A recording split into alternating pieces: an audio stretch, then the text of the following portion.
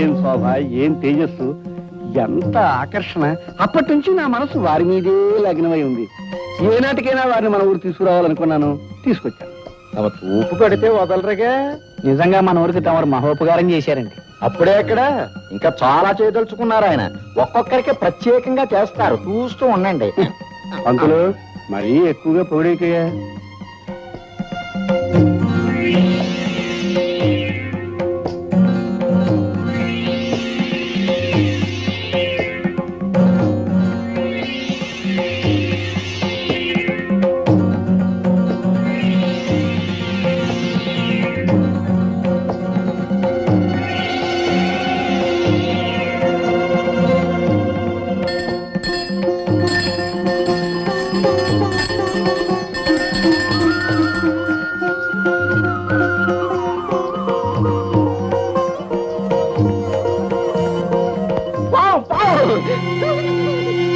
అది పావన్ అందరికీ తెలుసు, నువ్వు అరిచి చెప్పడం దానికి చంపే ఏర్పాటు చూడక. దేవుడు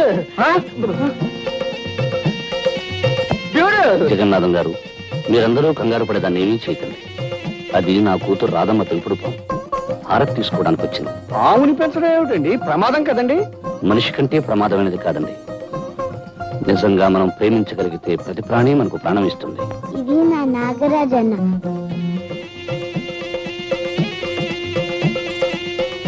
అందరూ దండం పెట్టండి. పెడతాం తల్లి, పెడతాం. కానీ పావును దూరంగా పెట్టు. రేపు పంతులు ముందు దండం పెట్టవయ్యా.